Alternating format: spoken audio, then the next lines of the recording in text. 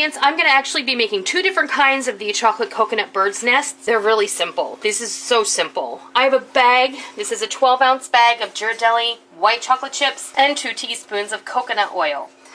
And this here is a 12-ounce bag of Ghirardelli semi-sweet chips and 2 teaspoons of coconut oil.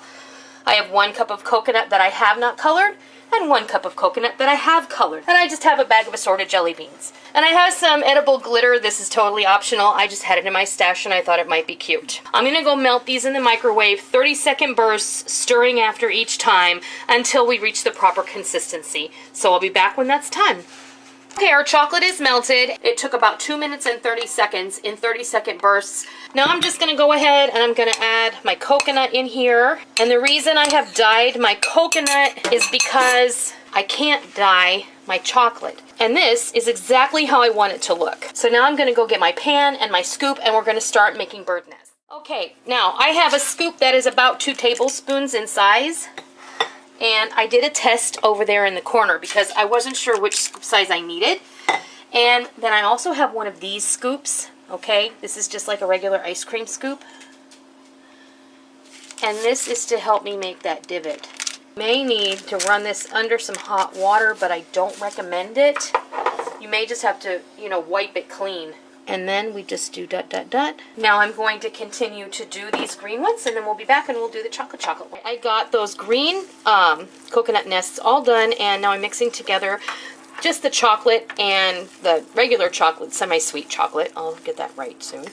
And the coconut. I'm going to do the same thing I did before, and I'm going to create bird's nests out of these, and I'll be back when those are all ready, and I'll show you what they look like. Okay, we've got all of our bird's nests finished. Now we have to let them set.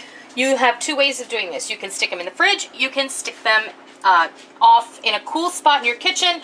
I am going to give these a little bit of edible glitter just because I think it's fun. There we go. We're going to stick these in the fridge. I'll be back when it's time just to show you what they look like all finished. Homemade chocolate coconut bird's nests, just like I remember from when I was a kid.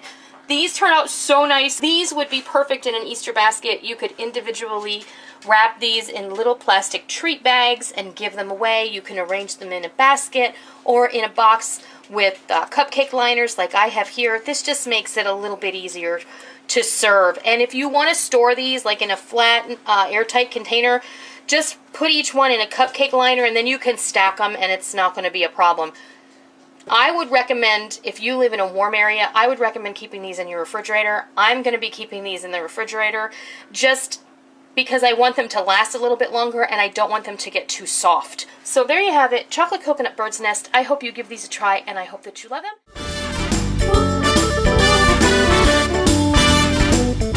What you're going to need is a 2-pound bag of confectioner's sugar or powdered sugar. Yes, you need that much. You're going to need 1 cup of chopped walnuts, roughly chopped, 1 cup of candied cherries, roughly chopped, 1/4 cup or 4 tablespoons of butter, softened, 1 14-ounce can of sweetened condensed milk. No, there is no substitute. And 2 tablespoons of maraschino cherry juice and 1 tablespoon of vanilla extract. If you can't find cherry extract, which I didn't have, and out of all the flavors of Torani syrup I don't have cherry, go figure, I recommend that you use just the juice out of your jar of maraschino cherries. And Rick is showing that right now. Simple. It's going to give you the same effect. Really, we're just going for the color and a very light, mild cherry flavor. You can also throw in a 1/2 teaspoon of almond extract if you like, but we're not doing that today. So that's all the ingredients we're going to melt down. I have a 12-ounce bag of candy melts, and I have underneath that about 4 ounces of baking chocolate and a tablespoon of coconut oil. If you don't have coconut oil, you can use a tablespoon of solid vegetable shortening. We're going to be melting this down. You can do this over a double boiler. You can do this in the microwave just until you get a nice, smooth, silky, chocolatey consistency. I've got my mixer out. If you have a KitchenAid or some other type of stand mixer, you can make this recipe in that machine. It's not a problem. I'm going to add my sweetened condensed milk and my butter. And we're going to add our extracts and our little bit of maraschino cherry juice in there as well. And I'm just going to give this a little bit of a pulse. And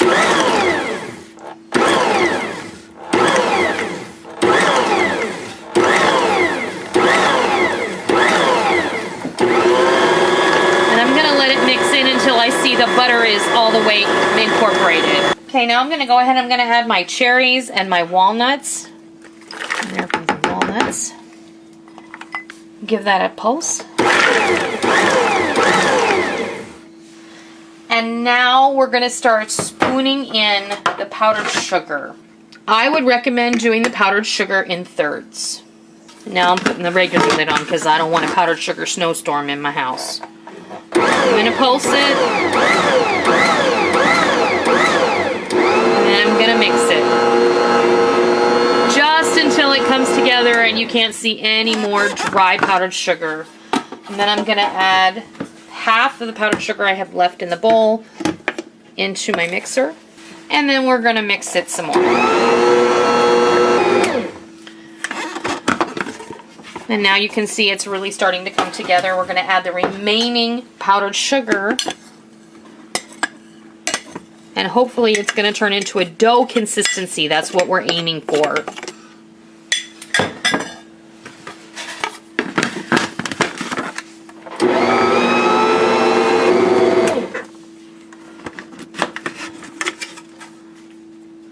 We're almost there. I actually think I'm going to add a little more powdered sugar to this. Depending on what the weather is like in your neck of the woods, you may need to add a little more. An extra cup. I'm going to go ahead and mix this in. Yeah, this is looking really, really good. Our mixing is done. Now, I'm going to go ahead and put this in another bowl, and we'll be right back, and I'll show you what happens next. I've been busy working on molding my fruit and nut egg filling. Now, this is totally up to you. Because I'm making these for Easter and I want these to be in the shape of eggs, I have this egg mold that I bought on Amazon. I'll put the link below. But you don't have to mold yours into an egg shape. You can actually just roll these into a bonbon shape. What I've done with my mold from a dry state, I sprayed it with some coconut oil spray and I pressed the filling into the mold. Now you kind of have to scoop it out sideways in order to get it to come out just right. And I'm on my third or fourth go round, so it may be time to respray the egg mold. You just want to be super careful that you don't deform the egg. And I can tell that I probably needed to spray this mold again before I did this round, but I think we'll be okay. I'm not going to do any more egg shapes after I do this one. I just wanted to show you what I was doing. And then these have to sit in the refrigerator for about 20-30 minutes so that they can firm up. Now, if you just want to make bonbons, you can just make the little balls. And then you can dip those as well. So I'm going to take the remaining amount here of my filling and I'm going to just roll them into bonbons. And that way we can maybe share these. So I'm just going to go ahead and continue rolling the remainder of my dough. Dipping our first tray of eggs, the other one's still in the fridge. This tray is all egg shaped. And all I'm doing is I melted the chocolate, and I did melt mine in the microwave. It's up to you if you want to do yours in a double boiler. No problem. You just do whatever you prefer. And these have set up very nicely. I'm just dropping them in the melted chocolate upside down. I'm using a fork to flip them over. Then a little bit of a wiggle, a little bit of a tap, and a scrape. Always scrape, so that you don't end up with too much chocolate on the bottom. And then try not to do that. Try not to make them touch, but super easy. Now I'm going to go get the other one and finish it up, but you can already see this one. If you see, there's a distinct difference overall. The one I just dipped, super shiny. The one I dipped first is starting to set up and the shell is already starting to harden. You can let these all harden at room temperature. If you live in a warm climate, I do recommend that you keep these in the refrigerator. So I'm going to go ahead and I'm going to finish up the other tray, and then when we come back I will have these on a beautiful tray for you and I'll show you what they look like. We'll cut one open. Well, there you have it. Those are our finished fruit and nut eggs, and what I did was I took some candy melts and I have a really great mold. I'll show you. It looks like this. I don't know how well you can see it, but I got this on Amazon too. I'll leave a link below where you can find this one. And I made these little tiny duckies and bunnies, and we use those to decorate the tops.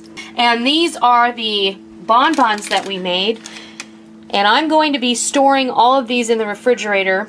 That was really easy and very simple ingredients. I'm going to keep these in the fridge, and I think you're really going to like these. I'm going to cut this open so you can see what it looks like. You can definitely see the cherries and the nuts in there, and I will warn you, these are very, very sweet. Remember, you don't have to use the dark chocolate to coat the outside. You can use white chocolate, or you can use colored candy melts. It's entirely up to you. I use chocolate because traditionally a fruit and nut egg has a chocolate coating, and this is a very thin chocolate coating and it's perfect. So I hope that you give these fruit and nut chocolate Easter eggs a try. I hope this fulfills the request from a viewer, and I hope that you enjoy them.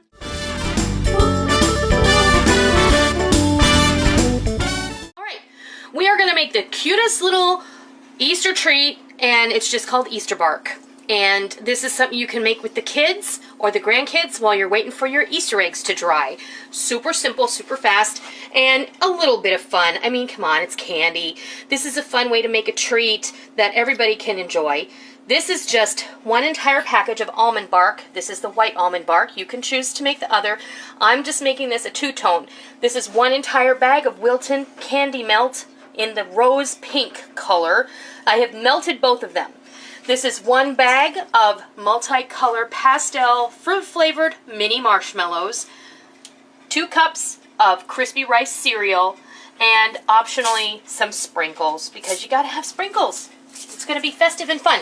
So, what we're gonna do is we're gonna take the Rice Krispies, or crispy rice, whatever you wanna call it, and we are going to mix it in with the melted white chocolate. Okay, I'm just going to take this mixture of the white chocolate and the Rice Krispies and spread it out. I have lined my baking sheet with some aluminum foil, and I sprayed it with some coconut oil spray. This is just so that after it comes out of the fridge later, I don't have a problem getting it off of the foil. Make it pretty even. If it doesn't go all the way to the edges of the pan, don't sweat it. We're not going for perfection here, okay? Now, take some of this pink candy melt and plop it right in there. It doesn't have to be perfect. It can be completely random. A popsicle stick, all right?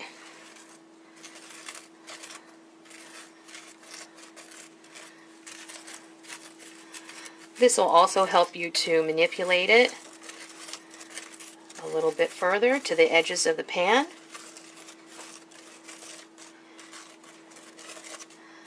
We're going to make a little marbly deal here.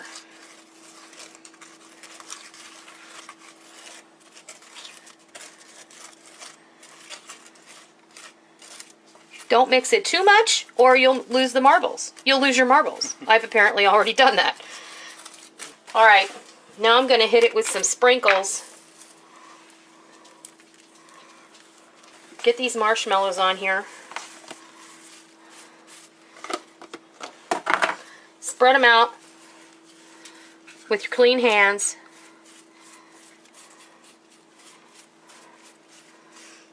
Make sure all the marshmallows are touching some of that chocolate. And press them down. Alright, These are now going to go in the refrigerator for about a half an hour, or you can set them out on the counter for a few hours until it's completely set. So we'll be back when this is ready to depan and break up into bark. Alright, this has been in the refrigerator for quite some time. We've been off doing other things, and that's the great part about making a bark. You can just make it, throw it in the fridge, and then go take care of stuff. Come back and break it up when you're ready. So, this is what it looks like on the bottom. Cool. You can sort of see the swirl, but it's probably more prevalent underneath the marshmallow.